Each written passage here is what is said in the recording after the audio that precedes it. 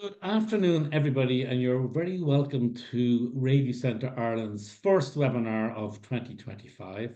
And I'm delighted for our first webinar that we have John Fix as our guest speaker from the US. And John is very well known for being fundamental in Procter& Gamble's decision to change investment strategy. And at a time they invested very little in audio, but thanks to John's work, they changed that strategy and increased their investment in audio, so much so that in the US, they're now the number one advertiser on audio in the US market. I'm sure all of you know Procter& Gamble are one of the largest advertisers in the world. They have a very large advertising budget, and they're renowned for rigorously looking at data and understanding data to interpret how media can be effective and deliver on the business objectives for their brands. John was 27 years in Procter& Gamble, so it will be really interesting for this report to really understand the background to this change in Procter& Gamble's strategy, what happened, how data was used, and indeed the insights and the learnings that can be applied to all markets. John, as I said, was 27 years in Procter& Gamble. He worked in the engineering, he worked in R&D, he worked in marketing. But I suppose what's key to this webinar today is his role as a media analyst, where he was responsible for media investment applications, creative testing, and uplift testing, and indeed attribution and planning tools. Myself and John spoke a little bit earlier in the week, and he said he was quite recently did a similar presentation, but it was in person, and he loved the interaction between people in the room. So John has asked me as much as possible to really encourage you all to at any stage, in the Q&A button at the bottom of the screen, ask a question, be provocative, ask any question that you want, and we may even stop during the presentation. I can read that question out and I can discuss it with John. So please use that Q&A button that's in the corner and ask any question that you want in regard to John's presentation. So without further ado, I'm delighted to welcome you, John.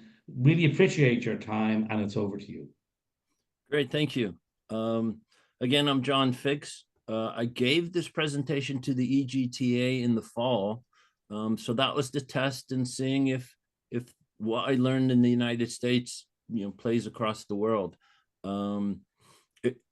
It's going to be a very simple presentation. I'm not going to talk about anything that's theoretical or analytical, as it were. What I'm going to describe is the 5-year journey that it took from wondering why radio wasn't in P&G United States' media plans. And each of these points represents a year in the journey. So we'll get to that. Important about me, I put a magazine cover on the right-hand corner, and it makes me smile because it's the last place that, if you look at the title, it's P&G's most senior media analyst. Important to note that despite being known or despite me speaking to you, I was not an executive. As a matter of fact, I had to post retractions and a lot that was written. I think it's important to know, as you do what you want to do, especially with radio and making change doesn't have to happen from the top. If you're an agency, if you're a broadcaster, understanding that I wasn't an executive. I was a person, I was a media analyst. I was focused on the data. So what my role was at the time, I was one of the first media analysts for Procter & Gamble in the United States after we changed our agencies. What we learned in our agency review is we'd been pretty full service with the agency, and we'd been fairly hands-off. In today's digital age, where there was more data, more big data than ever before, the role of an in-house media analyst became important, and that's the seat I had. I was tasked with helping do all of the media analytic work to help support what we were trying to do. And in media planning, our key was reach optimization. So it was my exposure to data, my exposure to understanding mathematically what each media channel could do for a media plan, that that gave me the voice that I had. And then in that realm, one of the ways it appears that I had some level of success, I had access to the agencies and the media groups. Again, I didn't speak to executives. I didn't speak to brand managers and presidents. I worked with the agencies. When I had questions about the data, I'd say, hey, when you're doing our reach planning, what are you using? What are your thoughts behind this? Where is radio in your plans? So in order to make change, what I found is if you work with the agencies and the people who actually do the planning, you get more traction than you do trying to phone the chief marketing officer or the brand presidents. And then finally, in my roles, I started out as a North American media group where a lot of what I talked about was theoretical, right? I wasn't playing the game. I was coaching the game. I was working across every category in the US and with every brand. And what I learned in doing that is, there's always that person who has the best ideas. But at some point, you have to put the ideas into action. And what really helped me is in my last couple of years, after I moved from media analyst to the North American group, I moved into a brand where I could take my lofty ideas and give them to my planners, and they could tell me what does and doesn't work. And so, again, I think it accentuates the idea that in order to do what you want to do, it's a grassroots. It really starts at not the lowest level, but at a very practical level. So, again, I talked about the 5 points, and as has been said in the press, when all of this started for me 5 or 6 years ago, P&G's investment in radio in the United States wasn't measurable. In 5 years, we became the #1 advertiser in radio, with a published investment approached, I think it was $200 million. That was 5 years. And after that happened, and I'm retired, so I've had time to reflect, I looked at what the obstacles were over those years. And it's these 5 things. And again, I hope you find them to be very simple. The first obstacle, the first question that people have is, does audio even work? And if you can get past, does the audio work? And I'm going to go into detail in each of these. Then the next question is, well, if we think it works, how do we get it in the media plan? Can we plan it with the tools and operations that we use? And then once we plan it, can we even buy it?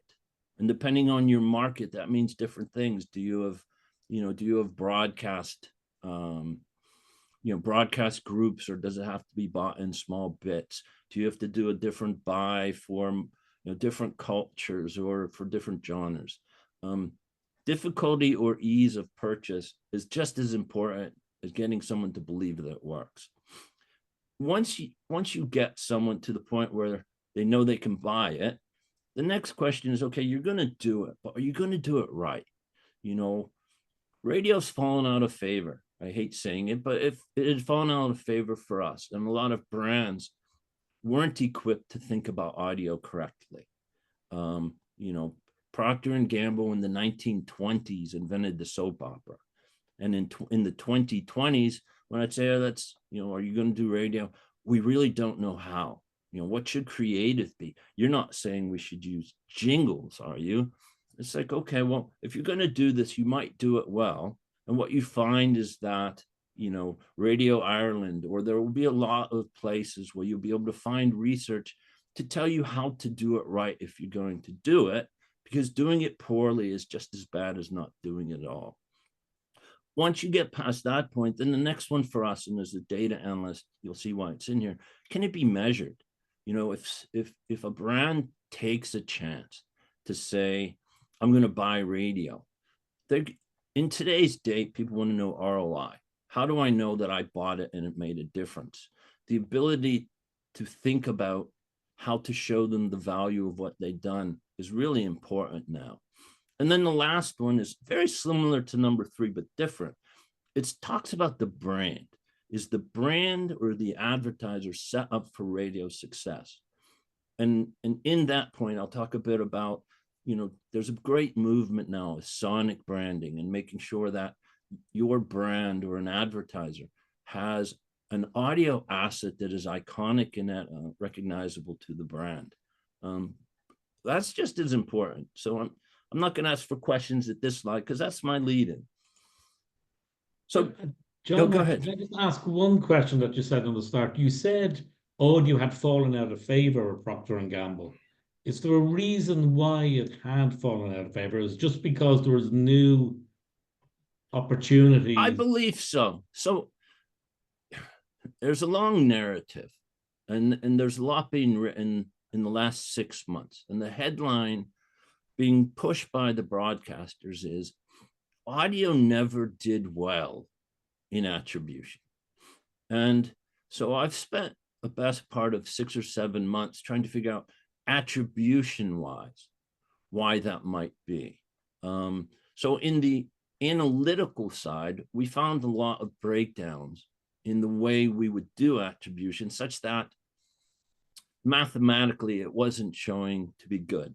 And then the emotional side is what you come to. The emotional side is with the advent of Facebook, with the advent of Instagram, TikTok, Twitter, and all of those formats have sight, sound, and perhaps motion.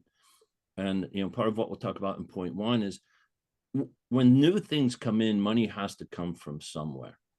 And despite the writings of sages like Erwin Efron, who believe that print and radio are the most powerful and engaging, a lot of advertisers and brands don't think that about radio. They don't talk about listenership as much. No one listens to the radio as the United States thing. And it's interesting for people to say that, because research shows that right now radio has more reach than television. So I think it'd fallen out of favor because it wasn't shiny, new. And when there was money to be spent on something new, the least shiny, the most comfortable tended to go away. And I think that's a fair description of that. So the most difficult thing, and if you're selling radio, and if you go into an advertiser and you're talking about reach, and you're talking about planning, and you're talking about all of that which will happen if you buy it, you have to recognize you could very well be speaking to someone who doesn't believe that audio works on its own. The first one is, what does radio contribute to the media plan? The specific question being asked today is why would P&G invest in radio? As a media analyst, it was my job to do reach optimization. So I would use all of the tools that were made available to me, and I would plug in different media channels. And we had a tool that Nielsen built for us. Well, it's available, Nielsen NMI. And by putting television in there and by putting in our current media plans, I could see what the potential for reach was. But because I was new to media, because I'm an engineer, my first job was as an aerospace engineer. I worked on airplanes, and then I worked in manufacturing, and I worked my way up. I have to do a lot of research to learn. And I was reading the equivalent of the Edison reports, the share of ear reports. And in the United States, Nielsen was reporting that they measured the reach of radio to be equal to television 5 years ago. For that to be true, as a mathematician, it would mean that if I was to put that in my plans, it would show that I could get reach for my brand. And based on CPM of radio, generally speaking, being quite lower than television, it made sense in an optimization to get the most reach for my dollar to put it in there. So I did the experiments with the tools. And so that was kind of the beginning of what I did. It's like, well, if in fact the data says that radio has the most reach, and if the tools tell me I can get more reach for the dollars that we spend, to get more reach, I don't have to increase my investment. I just need to reallocate it. So that was that's the analytical reason for does radio work. But the rest of it tends to be emotional.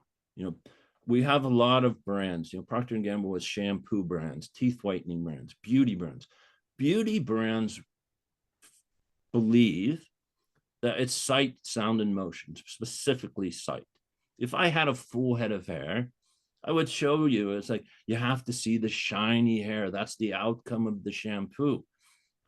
But what we've relearned is that the theater of the mind, everything that behavioral psychologists and even System 1 now writes about the power of audio, the listener can get what they want from a very good audio commercial or a good audio representation that's even better than television, because the listener can put themselves in the place. Is your hair shiny? Are your teeth white? It's better than trying to find a multicultural representation of a person who most people who watch television may or may not relate to. So audio tends to be more relatable. It does create awareness. A nice one for us, and it's very relevant today, is recency. It was long ago, and I spoke of Erwin Efron before. He was a huge proponent of using radio for awareness. But what he also talked about at length was recency. For all of you who are dealing with retail media, right now in the United States, retail media has exploded in popularity. All of the major retailers, the Walmarts, the Costcos, all of the large ones, have created their own media arms with the expectation that advertisers come to them to create media specific to those outlets. The reason advertisers love retail media is because it relates their product to the product on the shelf and potentially gets them in store. In the absence of retail media, in the absence of in-store displays, the last touch point, especially in the United States, which is very automobile centric, the last touch point with the consumer before they go into the store is radio. And so the recency effect is very large. The fast food industry has recognized recency. If you're driving in your car and the radio starts talking about, a hamburger and French fries or whatever it might be, it's easy in the United States to pull off the road to the nearest McDonald's. McDonald's is a large user of radio. And I would say it's recency that allows that to happen. And then in the end, sales, can radio create sales? That we'll talk about that in measurement. And then, as I've already said, can radio work without sight emotion? Once you get over the fact that you don't, the audience doesn't have to see the benefit of the brand. You can describe it in ways that are relatable. You can overcome that. I can't think of a product that doesn't work in audio. I've never been given a reason by psychologists or behavioral people to talk about why audio can't and won't work for a product. So that was the first major one. The idea is that if you're trying to sell radio for all of its benefits, you really need to identify first, are you speaking to an audience that just doesn't think it works? And I just have one question that has come in on the Q&A, which is, when you talk about audio, do you mean solely radio-based audio or digital audio? And I know in the US, digital audio would much have a greater share of the total audio pie than other markets. US would be way ahead in terms of its development in terms of digital audio. And that's, I suppose the question is, are you talking radio or are you also talking digital audio? And I have to lean to both. I'd written this for radio and for the Radio Association of Broadcasters. In my 8 months of consulting, I consult with everyone. I consult with radio. I consult with Sirius XM, who is a satellite streamer. I consult with the digital and radio. I think for this point, it is audio. The other thing that everyone can recognize is in today's world, TikTok and Facebook, especially TikTok and Instagram, are extremely comfortable with advertisers because they love influencers. We love influencers. Oh, they're personal and they speak to the audience and people relate to them. In radio or even in podcasts, podcasters and radio broadcasters are the original, radio is the original influencers. In the United States in the 1950s, the most popular personalities were the DJs on the radio, the people in the morning radio, the people who are introducing the audience to new music, and everyone trusted them.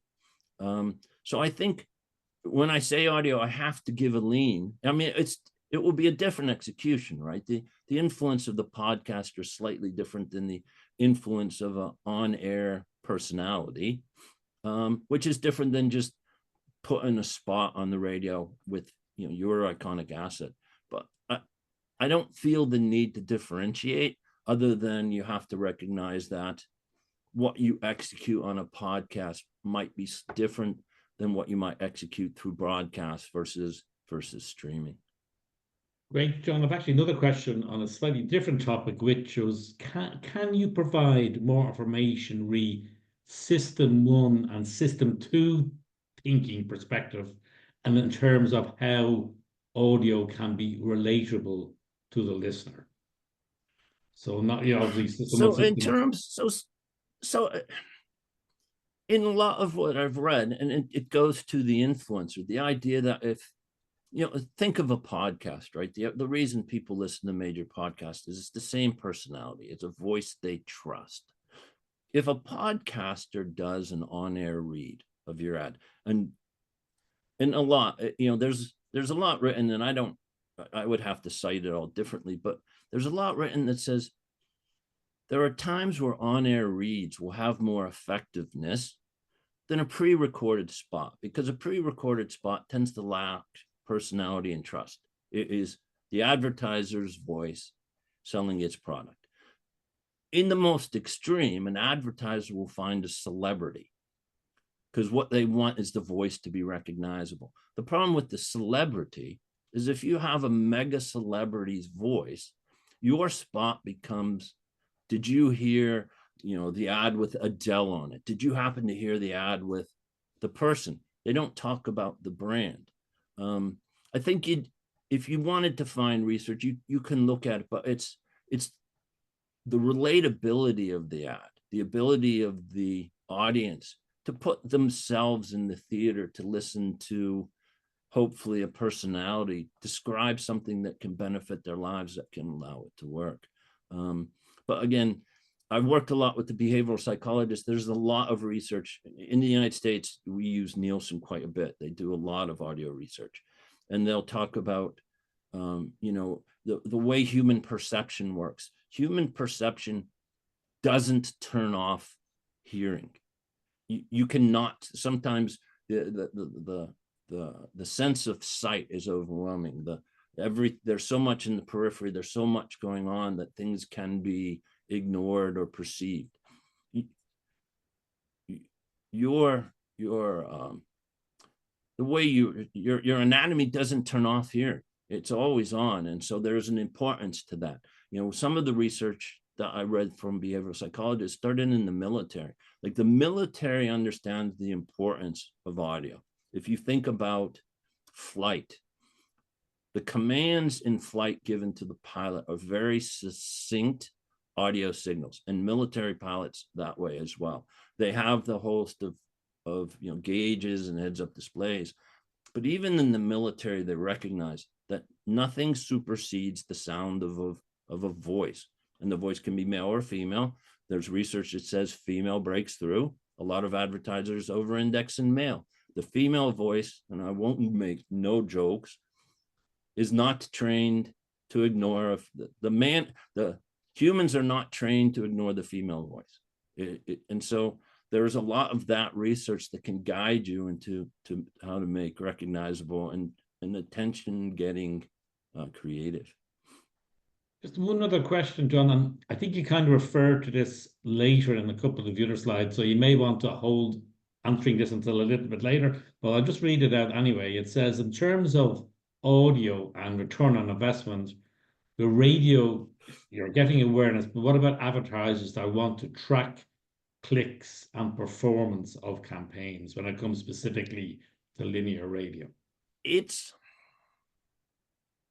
So the nice thing about being in CPG or consumer packaged goods is we weren't a closed loop.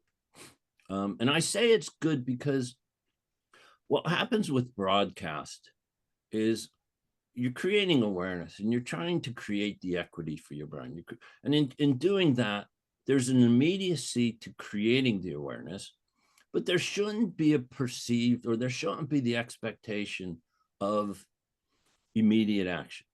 If you are an online entity and you know every sale that happens and your product is readily available online, the expectation that someone would hear your ad, excuse me, or see your ad and go online and click and such, it's possible. And there's been a lot written by Nielsen that says, if you have that expectation, you have to form your creative in a way that it has a call to action.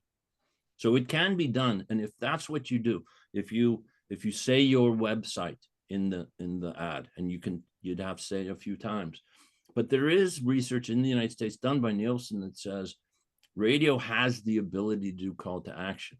But again, if you're reading Les Binet and things of that sort, the long and short of it, I think, I hate to say it's 60-40, but even Ritson and all of the poets of today in marketing start talking about, look, all of brand building can't be for immediate response. And so what I would say is, yes, it can do that. And the discipline and rigor you can put into in tracking clicks is helpful. But hopefully when you're doing that, you're still doing classic brand equity to make sure that you're top of mind, making sure that when people think of your category, that your brand pops. And so, one of the reasons P&G was big into reach optimization is because, we sell toilet paper and toothpaste. We are products that people use daily and everyone uses them. The penetration of, toilet paper is quite high. You don't really want to meet the people who don't use it. Bidets, but nonetheless. So the idea of having persistent awareness isn't always a call to action task. And I think what a lot of modern advertisers have done is they've chased the click and they've chased, the immediately recognizable ROI. And in doing so, they've really reduced their reach. They've really reduced their awareness. And a lot of what Les Binet talks about now is, in order to build a healthy brand, you have to allow yourself brand building for awareness creation, and then the targeted marketing, if you believe in the funnel that says, okay, you create awareness and then you work yourself down to an audience that you hope will immediately respond to what you want to do.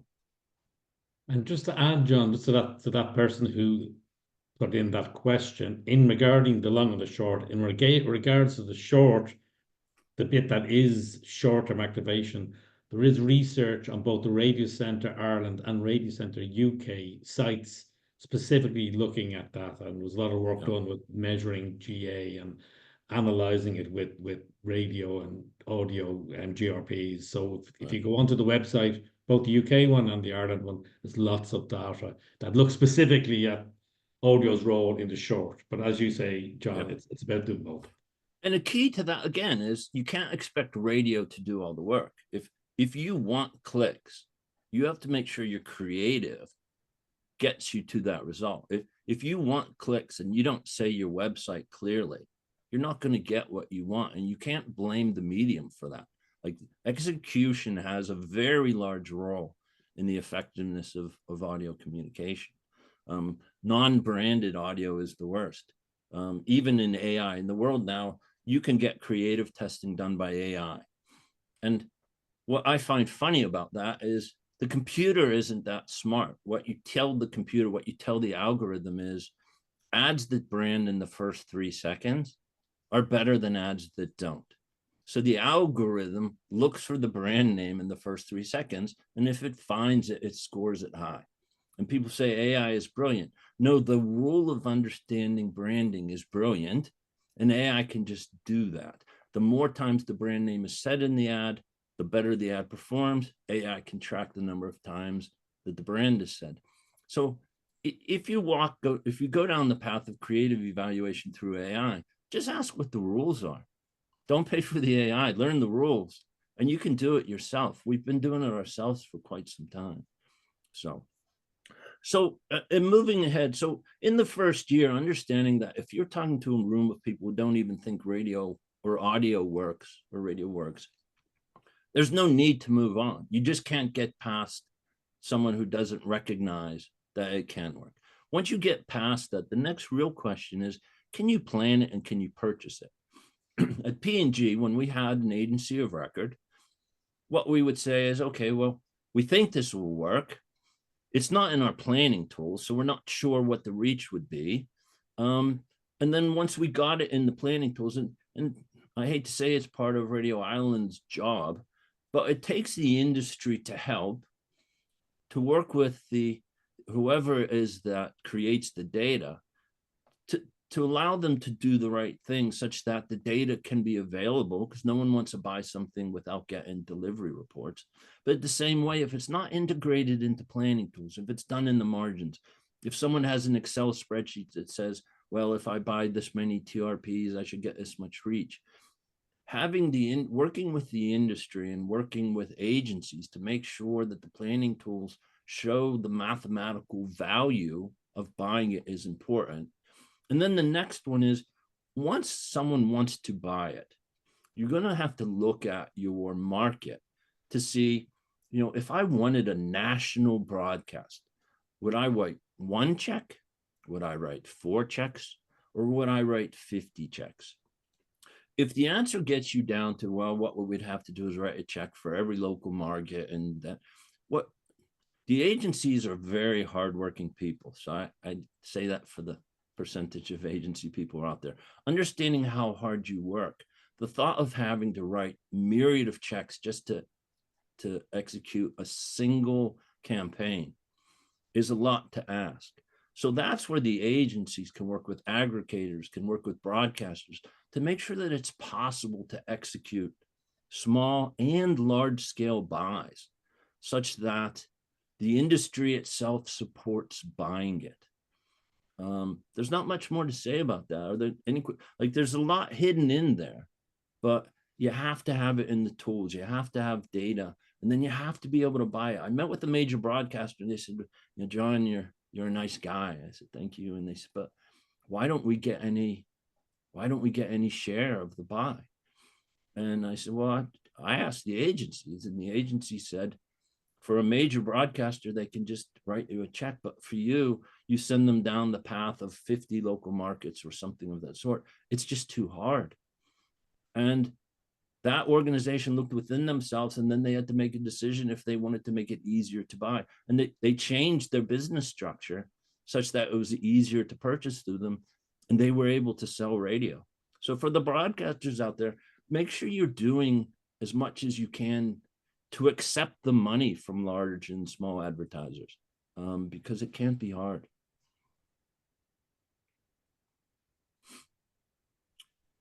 So this one, you've seen the obstacles we jump. If people don't believe audio works, they won't buy it. If they can't buy it and they can't plan it, they won't buy it.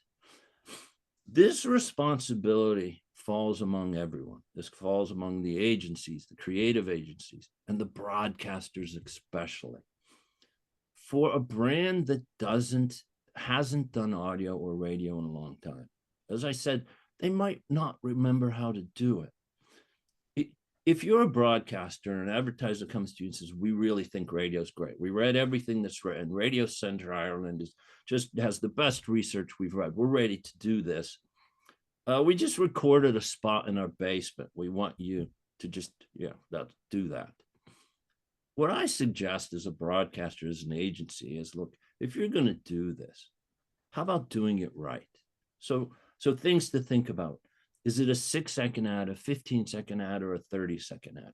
It matters. So the industry itself knows what duration of creative works. The industry itself knows the creative has to be branded. Even AI, it doesn't have a brain. It's taught by humans. It looks for branding. Excuse me. And most importantly is, brands are so used to the television model. We will call the creative agency. We will make a spot. Our recorded spot will be placed, and that will be good. The brilliance of radio is the power of the influencer. I'll say it with podcasting. The brilliance of podcasting is the power of the influencer. Imagine whoever podcast you listen to, the voice that calms you at night, the voice you listen to and trust, imagine him breaking to run a pre-recorded spot. It just wouldn't work for you. So if you're an advertiser and you want to work with a podcaster, like ask, can we get on-air reads? Can we have the local language being used? Like in the United States, yeah, we all speak English, but the English that's spoken in New York City is very different than English is spoken on the West Coast. So a pre-recorded spot is nice, but if you want a locally identifiable spot, the thought of on-air reads, having the trust to write a brief such that the on-air trusted voice can use local language and context to get your brand in front of the audience that you want, that's when you have to trust the best practices for doing it. And finally, sufficiency is a new one. A lot of brands, even P&G is big. We do things at a large scale, right? That's kind of what we do. But for something like radio, brands are like, well, I'd like to try it. And it's actually possible to buy too little. For those of you familiar with market mix modeling, I spent a lot of time talking about market mix modeling this year. In market mix modeling, there's something called a response curve. And what the response curve kind of says is, if you have a few impressions out there, a few people will hear it once.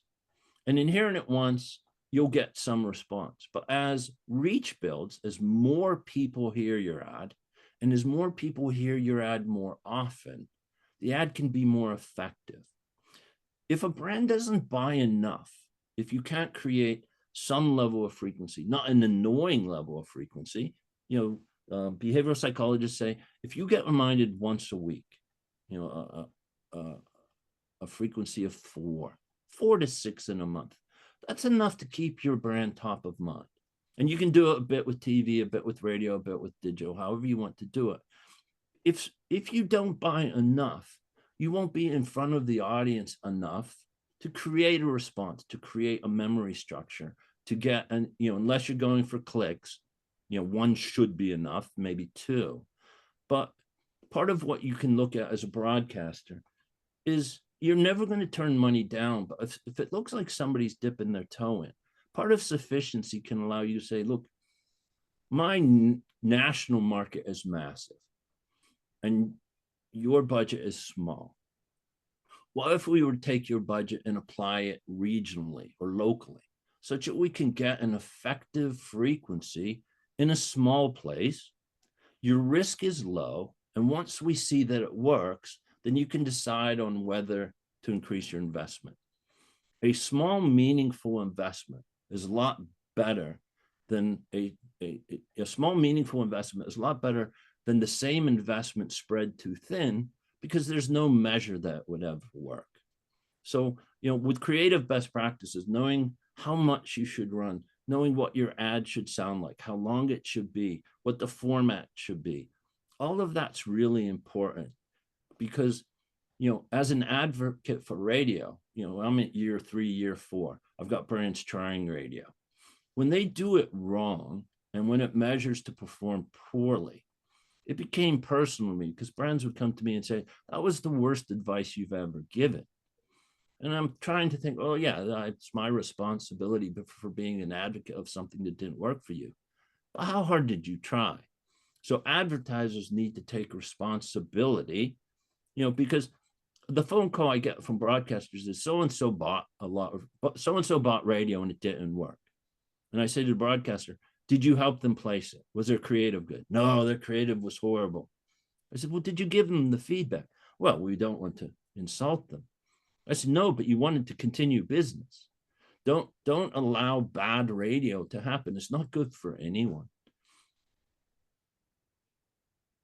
This is usually an emotional one. I'm surprised there's not questions on this one. Let me just check. All right.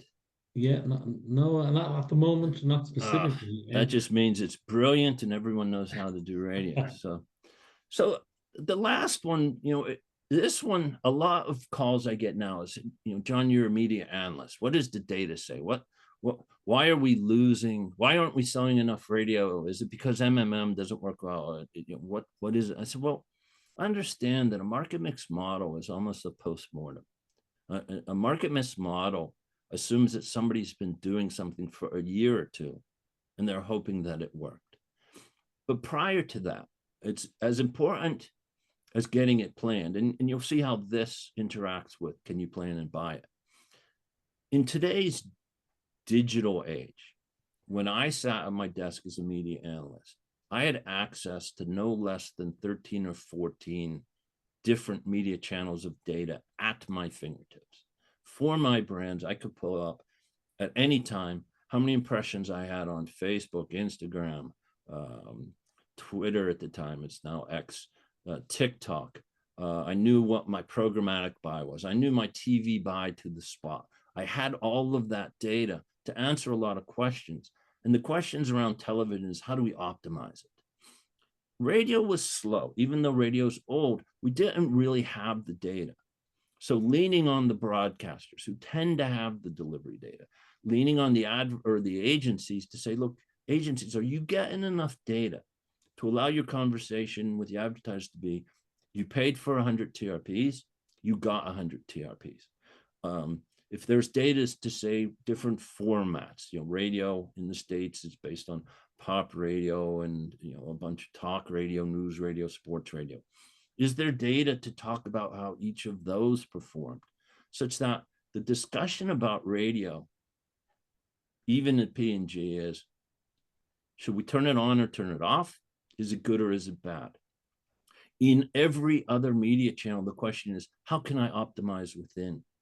For television, should we go more into prime time versus morning? Is our afternoon working?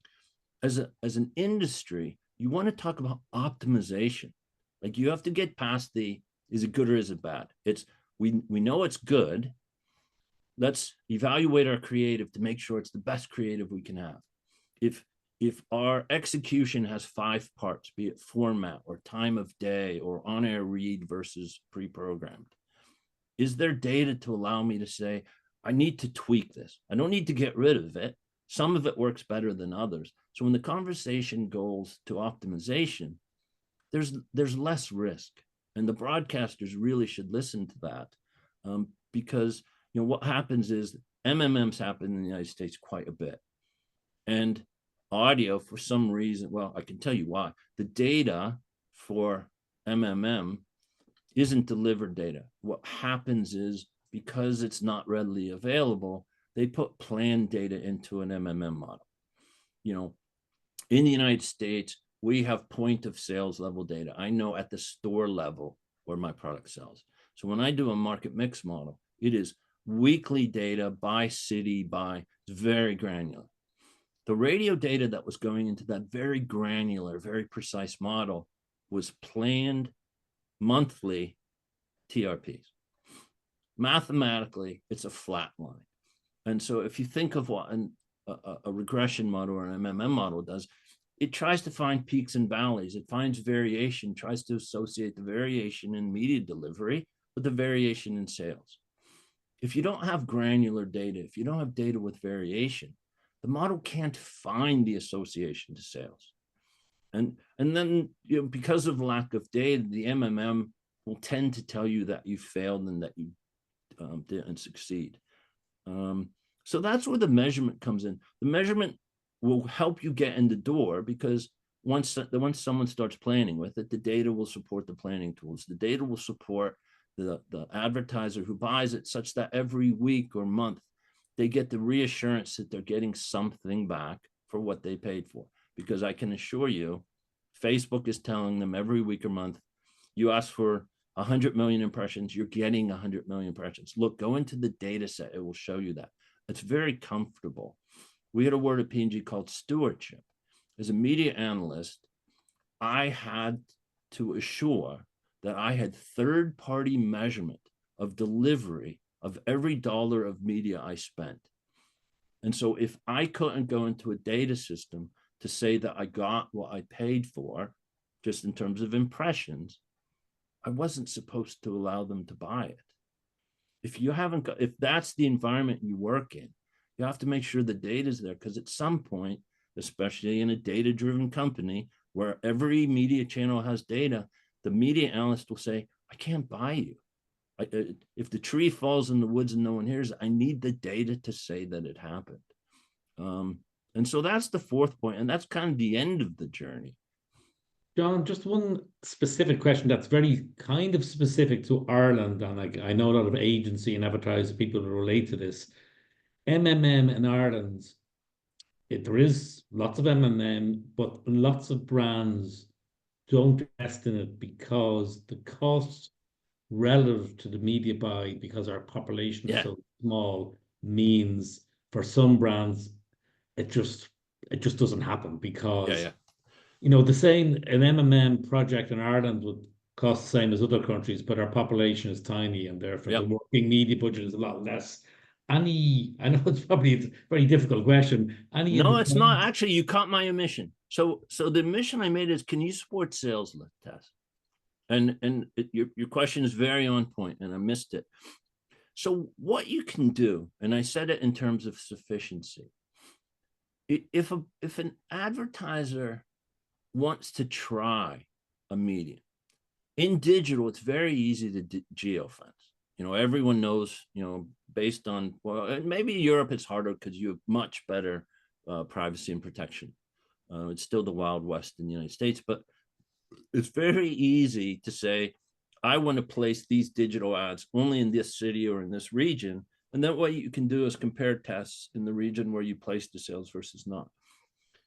In the absence of an MMM and as a cost-cutting measure, what a lot of brands did to test radio in the States was they would find cities or regions, and you could buy local radio.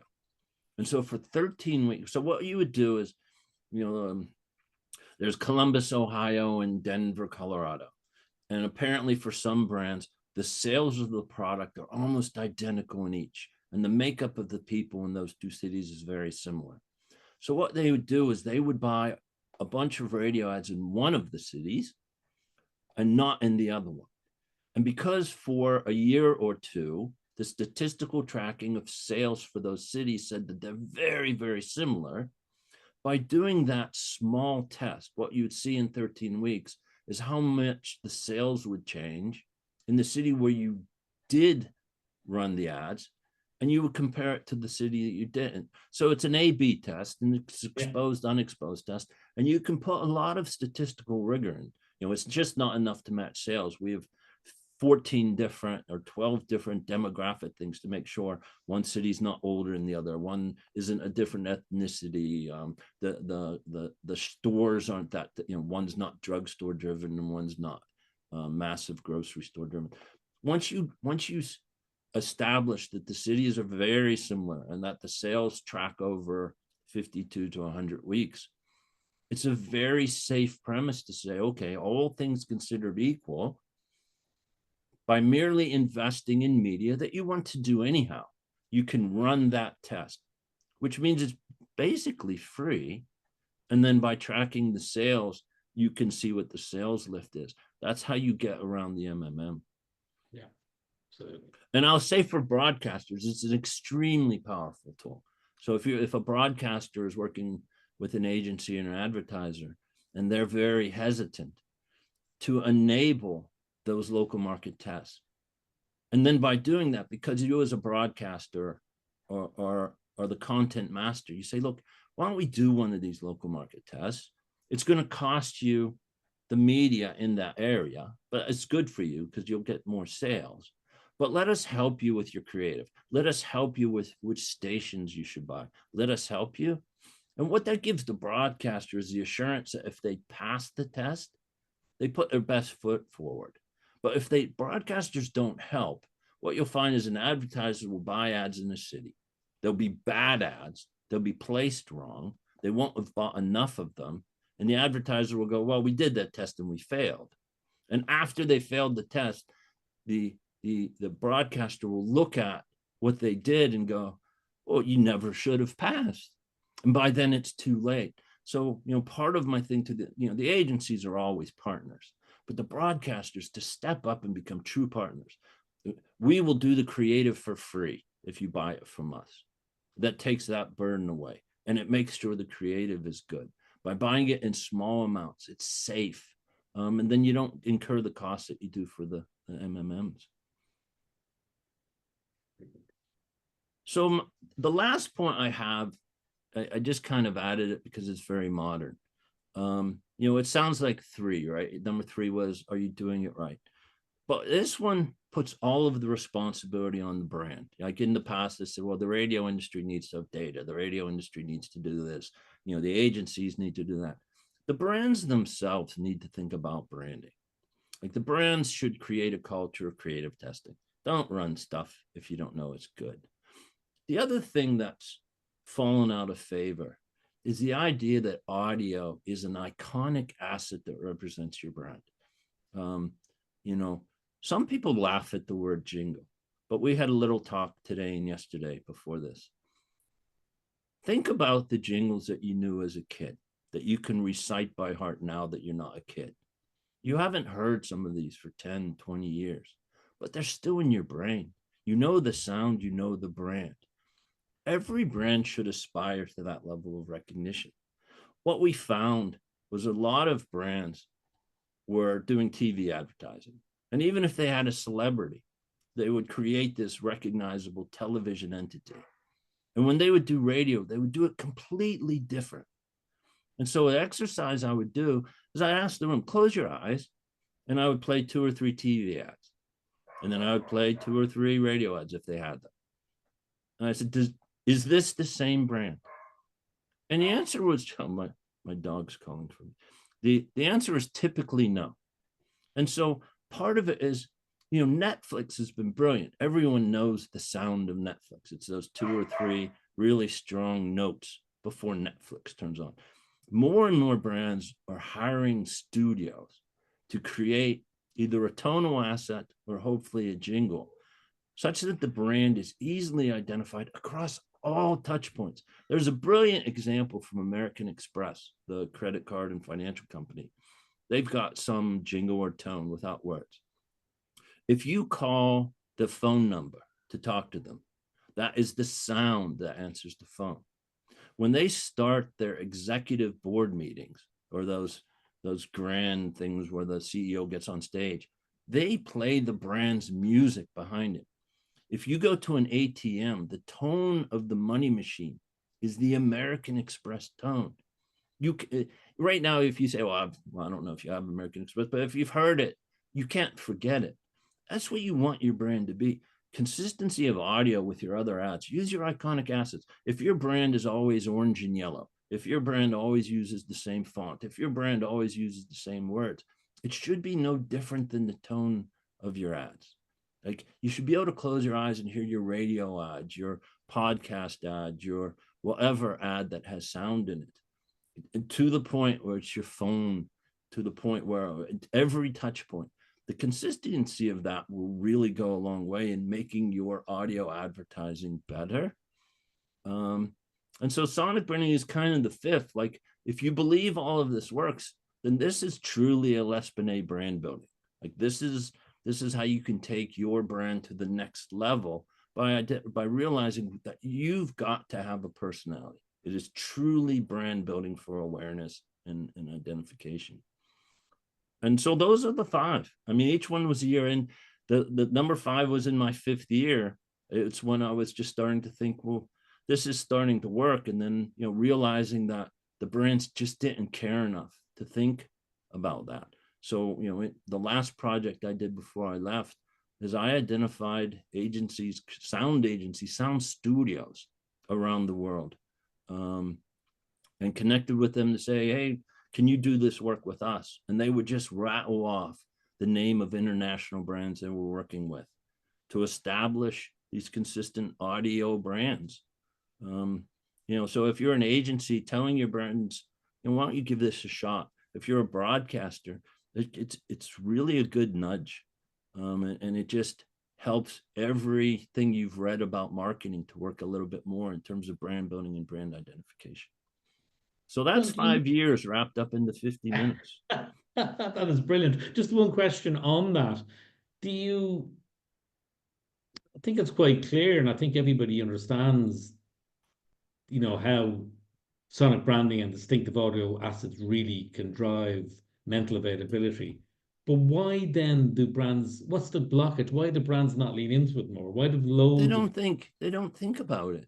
It's just Right. with radio, there's just lack of consistency. I mean, I've seen where the creative agency that does video will be a different agency than the one that does audio. It could be that simple. It could be, you know, when you just don't want to spend the money. So if you've not done radio, you don't, I hate to say it, it's thoughtless, but like when you say this to someone, it makes sense. And to say it to them and to surprise them, it's, you just, there's a recognition that it hasn't been done.